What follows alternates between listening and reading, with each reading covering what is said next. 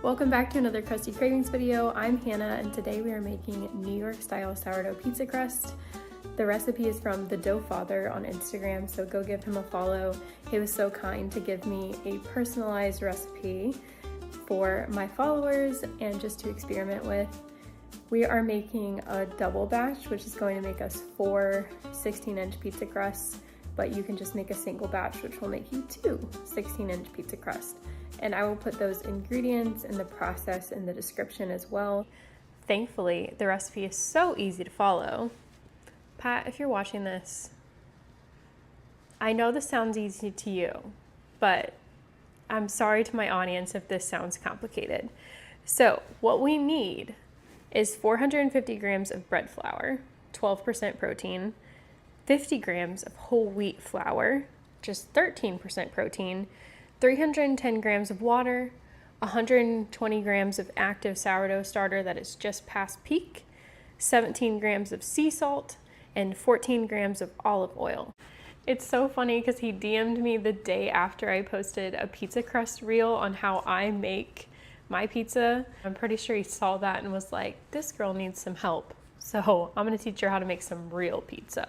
I'm gonna be honest with you, I stockpile flour in this house and I have all different kinds of flour because I love testing different types. And I'm not about to go out and buy more flour just for this pizza. So I'm gonna use what I have. I'm gonna use a combination of all-purpose organic unbleached flour, which is only 11.5% protein. So I'm not gonna quite use too much of this because I know he said to use a base of about 12% protein. He wants me to use a majority of 12% protein, and since this is 11.5%, I'm not going to use 450 grams of it, but I'll probably put 300 grams or so. And I bought this Old World organic bread flour from Central Milling, which is 12.5% protein, which I've been wanting to use. So I think I'm going to do about 50-50 of these two as my base, and then we're gonna add some spelt flour in instead of whole wheat. I hate the way that King Arthur whole wheat tastes in my bread. I don't think I'm gonna like it in my pizza, so I decided I'm just gonna do spelt, which is 13% protein. So we have our bowl tarred out on the food scale, and the first thing that we're gonna do is we're gonna add in our water. I'm gonna double this recipe. You do not have to. So 620 grams of water for a double recipe, or 310 if you're just doing one. All right, with past peak starter, you basically want it to have fallen just slightly. This is still very, very active, but it's been sitting on my counter for about 12 hours. See all that webbing? Ooh, she's looking gorgeous. Amazing. So for a double batch, we need 240 grams.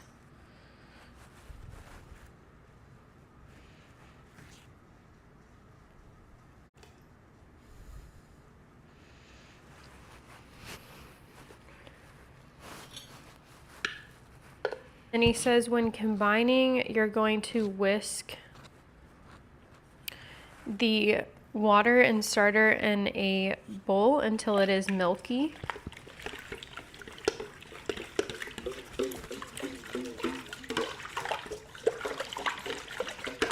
Next, he says to add in your olive oil, which is 28 grams.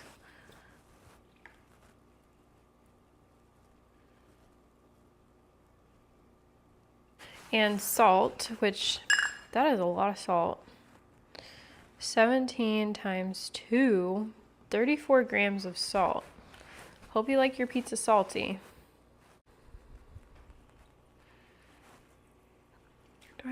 And then you're gonna mix that together.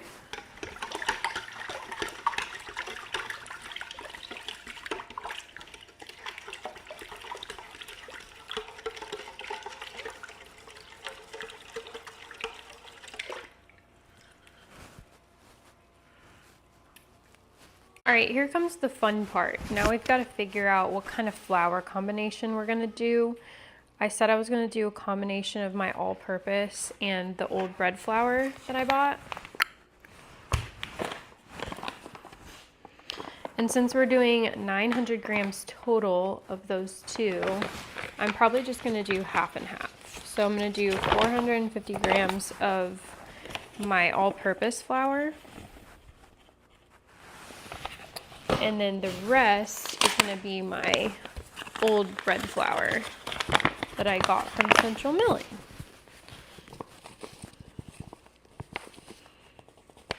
Okay, perfect. We're gonna do 100 grams of spelt flour.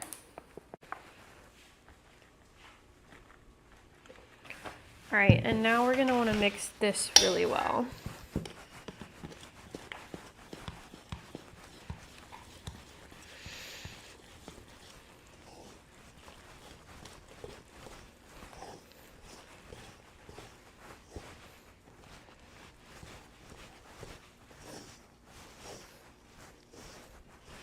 We're gonna actually get in there with our hands. It's just easier to incorporate that way.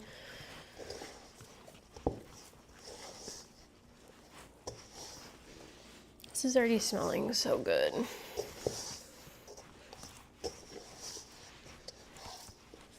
I cannot wait for my toppings on this.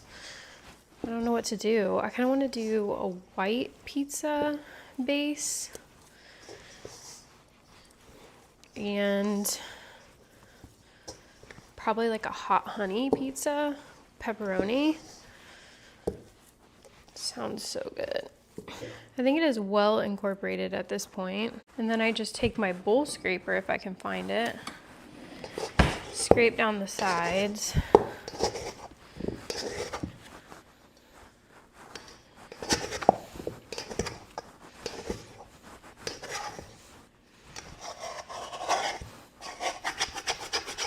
And then I just take a shower cap and cover the top. And then I'm gonna come back and do some stretch and fold. So Pat says to combine all ingredients with a whisk and then add that to the wet ingredients. Oops, I didn't whisk all of my dry ingredients.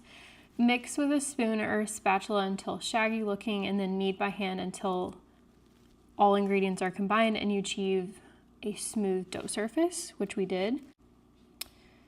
It doesn't say to do stretch and folds, but I assume he would like you to do stretch and folds. It says to bulk ferment for 4 to 6 hours at 78 to 70 degrees Fahrenheit.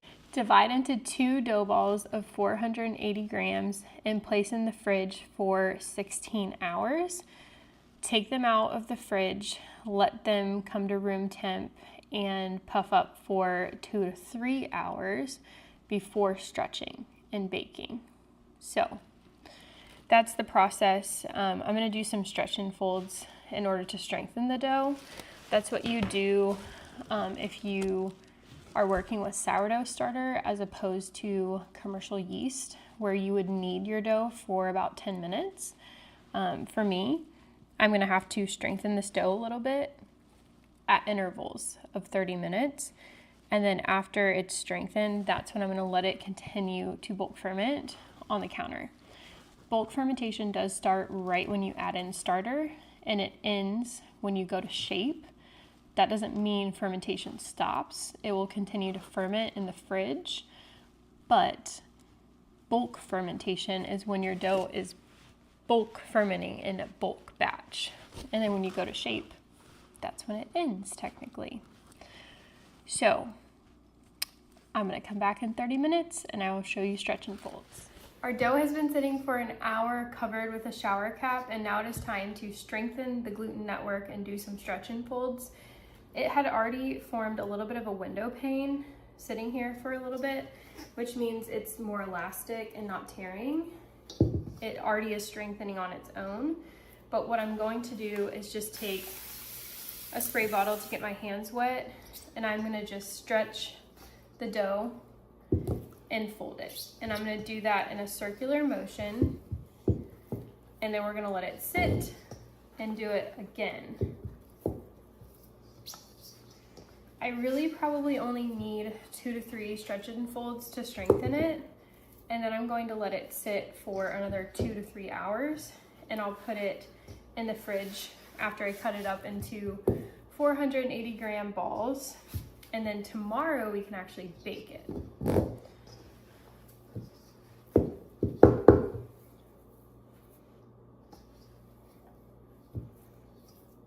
Somebody wanted to join the fun. He was tired of taking a nap.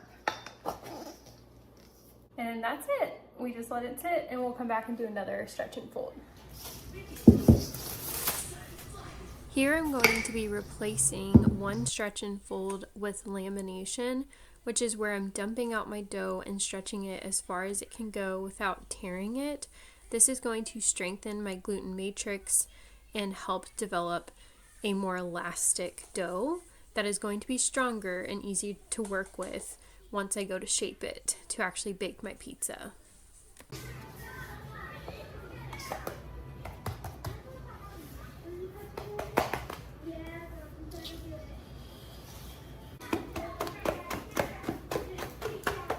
Isn't that so cool?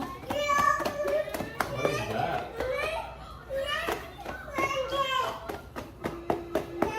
That's a super giant pizza. No, this is like 4 pizzas. It's just, yeah, 1 second, baby. That's just like one way to strengthen your dough.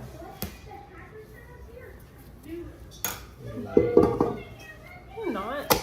Liar. That's like a stretch and fold. Liar.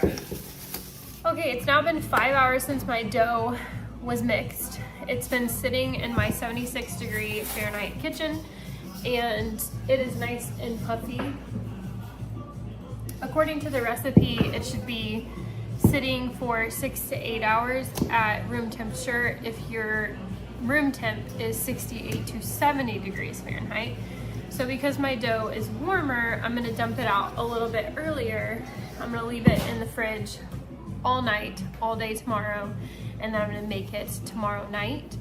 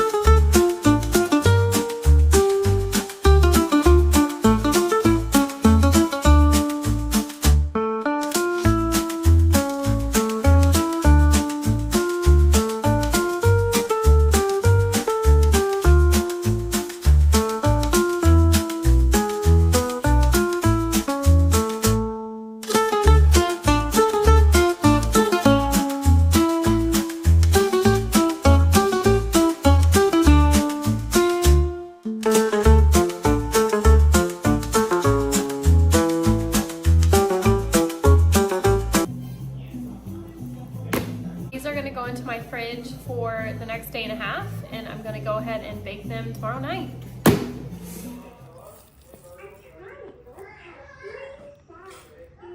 My dough has been puffing up for the last 3 hours on the counter, and it is very easy to work with now. Very easy to stretch, definitely puffy and ready to go. This is the part though that kind of freaks me out in the whole process. Shaping. I'm supposed to use semolina flour, but all I have is cornmeal. So we're gonna be using cornmeal. And I'm gonna try to do a heart-shaped pizza tonight. So we'll see. In real life is that I preheated my oven to 500 degrees for the last hour, and when I came in, my oven was off, and I'm like, what is happening? So I tried to turn it back on, and it says this feature is not available right now. So I think I'm killing my oven slowly, burning it to the ground. So my husband turned off the breaker for the oven and is letting it rest for a little bit. Everything is extremely hot besides the oven. So we'll see if I can even bake this pizza. But my baking steel is very, very hot. So I'm hopeful that I can still do it. And then potentially put it in my toaster oven that I have to finish it.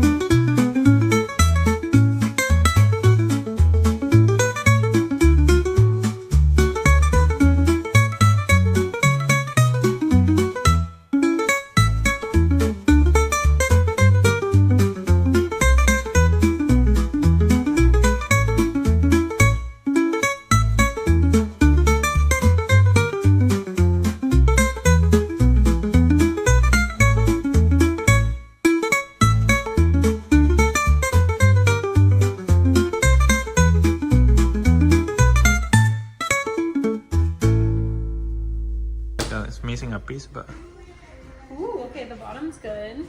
bottom looks crispy. Okay. Espera. Not the worst.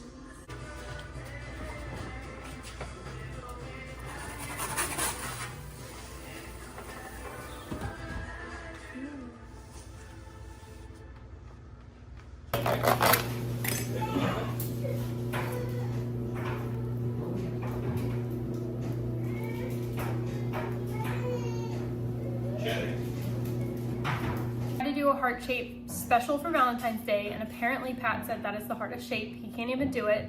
So I don't know what I was thinking as an amateur pizza baker, but I tried anyway. And of course I didn't get it thin enough. My pizza crust is definitely way too thick.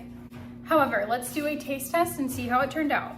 My favorite topping on pizza right now is this spicy honey sauce from Trader Joe's. So good. Load it up. Cheers.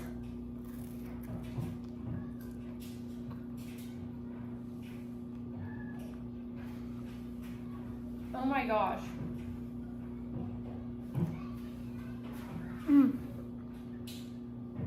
I thought my pizza was good, but this is like next level good. Follow the Dough Father on Instagram. He knows what he's talking about. This is good stuff.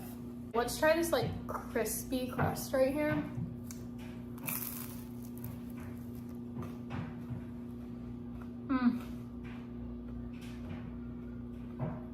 This is pizza. You need to try this. Like, look at that. That is, oh my gosh, it's amazing. 10 out of 10.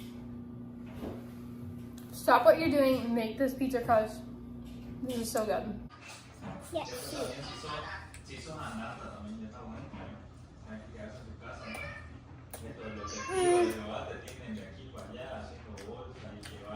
It's I'll say a 100 out of 100. You think it's good? Thank you. And so what do you think? Is it yummy? Is it Is it He doesn't like it. You can have it. It's yours.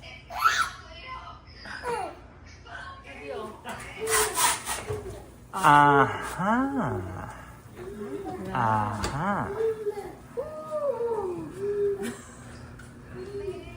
Look at that. Uy. Pretty Crunchy. good. Yeah. And then I'm gonna put some garlic butter on it. Leo. Míralo al otro allá.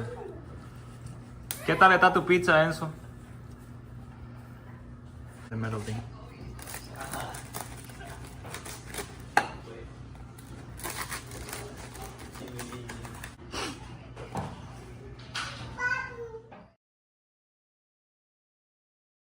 Thank you so much for watching this video. If you like this content, please like and subscribe and tell me what else you want me to try, what other recipes you want me to come up with.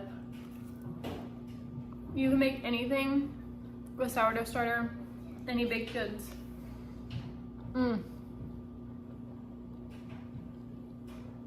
So good. 10 out of 10, Pat. You're the man.